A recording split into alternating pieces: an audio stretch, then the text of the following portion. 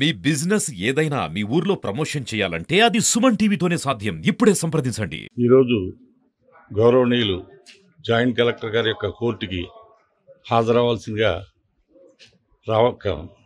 సమాచారం వచ్చింది. దాంట్లో ముఖ్యాంశాలు ఏంటంటే, నిన్న ప్రజా దర్బార్ సోమవారం నాడు కంప్లైంట్ చేయడం జరిగింది. వెంటనే జేసీ గారు దాని మీద స్పందించి దానికి సంబంధించిన తహసీల్దార్ గారిని, గ్రామ సెక్రటరీని, పిఆర్ఓ గారిని, దానికి సంబంధించిన వ్యక్తులందరినీ కూడా విత్ రికార్డ్ రమ్మని పిలవడం జరిగింది.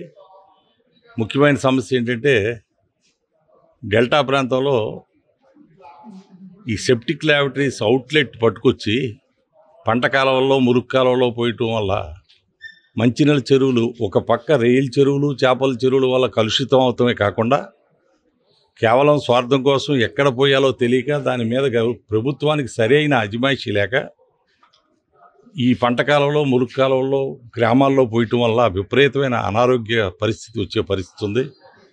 బయట మలమూత్రాలు విసర్జించడం వల్ల ప్రజారోగ్యం పోతుందని ప్రధానమంత్రి మోడీ గారు కొన్ని వేల కోట్ల రూపాయలు ఇవాళ స్వచ్ఛ భారత్ నిమిత్తం ఖర్చు పెట్టడం జరిగింది. మరి అటువంటి పరిస్థితుల్లో ఇవాళ డెల్టా ప్రాంతంలో ఎక్కడా ఖాళీ ప్రాంతం కానీ ఇంచు కూడా లేదు. కాబట్టి దానికి ప్రభుత్వ పర్యవేక్షణగా అసలు ఎక్కడ పోయాలి అది. పూర్వం అయితే చాలా తక్కువ మంది ఇళ్లలో సెప్టిక్ ల్యాబొరేటరీ ఉండేది. ఇవాళ ప్రభుత్వం ప్రోత్సాహంతో ప్రతి ఇంట్లో కూడా సెప్టిక్ ల్యాబొరేటరీ ఉండటం జరుగుతుంది.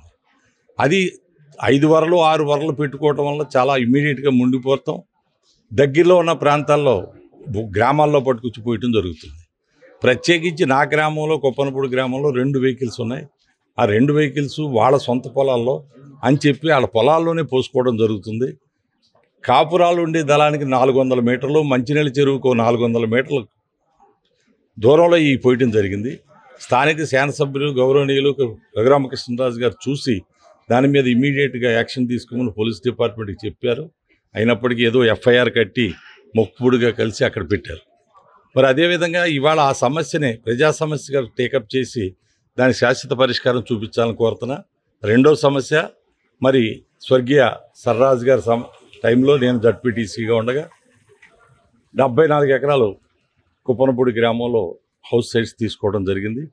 మరి మైనర్ పంచాయతీ అయినప్పటికీ ఆ రోజున వైసీపీ గవర్నమెంట్లో ఉండే రాజకీయ నాయకులు మరి ప్రజలను మోసం చేసి 1 సెంటే ఇవ్వటం జరిగింది. ఎందుకంటే ప్రతి రాష్ట్రంలో ఎక్కడైనా మైనర్ పంచాయతీలో సెంటున్నర ఇస్తే ప్రత్యేకించి కుప్పనపూడి మైనర్ పంచాయతీలో మాత్రమే సెంటు ఇవ్వడం జరిగింది. అది మేము ఆ రోజున అధికారంగా ఎంతమందికి మొరపెట్టుకున్నా మరి వాళ్ళ రాజ్యంలో మా గోడినే పరిస్థితి లేదు. మరి ఇవాళ అదే ప్రకారంగా ఇవాళ ఎన్డీఏ గవర్నమెంట్ వచ్చాక కూటమి ప్రభుత్వంలో ఆ రోజున అనర్హత ఉన్న వాళ్ళకి మండలంలో ఎక్కడెక్కడి నుంచో తీసుకొచ్చి ఇక్కడ పెట్టారు. దాని మీద ఒక పర్యవేక్షణ లేదు.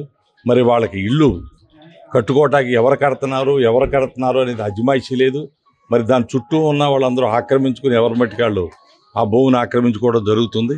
నేను ఎన్నిసార్లు మొరపెట్టుకున్నా తహసీల్దార్ గారి దృష్టికి అది విడగొట్టి మాకు ఆ ల్యాండ్ హ్యాండ్ ఓవర్ చేయండి అని చెప్పినా అది ప్రయోజనం లేదు. ఎందుకంటే మాకు రెవెన్యూ మీటింగ్లు ఉన్నాయండి, గ్రామాల్లో సర్వే జరుగుతుందని అని తాత్సారం చేస్తూ కాలయాపన చేస్తూ విషయాన్ని మా పక్కదోవ పట్టిస్తున్నారు. కాబట్టి ఎందుకు జరుగుతుందనేది ఏంటనేది మాకు అర్థం కాని విషయం. మరి ఈ విధంగా గవర్నమెంట్ వచ్చాక కూడా అధికారుల్లో మార్పు రాకపోవడం వల్ల మరి ఎన్డీఏ కూటమికి కానీ, ఇటు శాసనసభ్యులకు కానీ, ఇటు గ్రామాల్లో ఉండే మరి తెలుగుదేశం నాయకులు కానీ, జనసేన నాయకులు కానీ, బీజేపీ నాయకులు కానీ వాళ్ళకు కూడా చెడ్డ పేరు వచ్చే పరిస్థితి, ఆ ఇచ్చిన పథకాలను కూడా సక్రమంగా వినియోగించుకోలేని పరిస్థితి కనిపిస్తుంది. కాబట్టి ఇది మళ్ళీ ఒకసారి జేసీ గారి దృష్టికి, పాత్రికేయ సోదరులు, ఎలక్ట్రానిక్ మీడియా సోదరుల ద్వారా ఇది బహిర్గతం అయితే తప్ప, మరి ప్రభుత్వం దృష్టిలోకి వెళ్తే తప్ప దీని మీద, ఎందుకంటే ప్రత్యేకంగా ఒక వెస్ట్ గోదావరి కుప్పనపూడి గ్రామ సమస్య కాదు, మరి డెల్టా ప్రాంతంలో ఉన్న ఉభయ ఈస్ట్ గోదావరి కానీ, వెస్ట్ గోదావరి కానీ ఇటువంటి ప్రాంతాలు అప్పలండి అయితే అది ఎక్కడ అనేది వేరే విషయం. ప్రత్యేకించి కోస్టల్ ఏరియాలో వచ్చేటప్పటికి ఈ ఇబ్బంది కనపడుతుంది. కాబట్టి దానికి నిర్దిష్టమైన రూల్స్ పెట్టి దానికి ట్యాగ్ వేసి మరి ఎక్కడ లోడ్ అవుతుంది, ఎక్కడ అన్లోడ్ అవుతుంది అనేది ప్రభుత్వం అజమాయిషీ లేనప్పుడు దానివల్ల సహజంగా అనేది ప్రతి మనిషికి 4 రూపాయలు సంపాదించుకోవాలని ఉంటుంది. దాని మీద ఏమవుద్దంటే దూరంగా ఎక్కడో పెడితే ఆయిల్ ఖర్చు అవుద్ది, మెయింటెనెన్స్ ఎక్కువ అవుద్ది. కాబట్టి యాజ్ ఎర్లీ యాజ్ పాజిబుల్ ఎంత దగ్గరగా ఎవరో చూడకుండా పూసేస్తే వాళ్ళ పని అయిపోద్ది. కాబట్టి ఆ విధమైన దాన్ని మనం కంట్రోల్ చేయాల్సిన బాధ్యత ఉంది ప్రజా ఆరోగ్య దృష్ట్యా. మరి స్వచ్ఛ భారత్ అని చెప్పి అదేవిధంగా పారిశుద్ధ్య కార్యక్రమాలని కొన్ని లక్షల రూపాయలు మనం ఖర్చు పెడుతున్నాం. మరి ఓ పక్క ఆక్వాకల్చర్ వల్ల డ్యామేజ్, పంట కాలువలు డ్యామేజ్ అవుతున్నాయి. అదేవిధంగా దానికి తోడు ఇది కూడా ఎక్కువ డ్యామేజ్ చేయడం వల్ల ఆరోగ్య పరిస్థితులు చాలా విపరీతమైన పరిస్థితులు కనపడుతున్నాయి. కాబట్టి ప్రభుత్వం దీనికి సహకరించి న్యాయం చేయవలసిందిగా కోరుతున్నాను.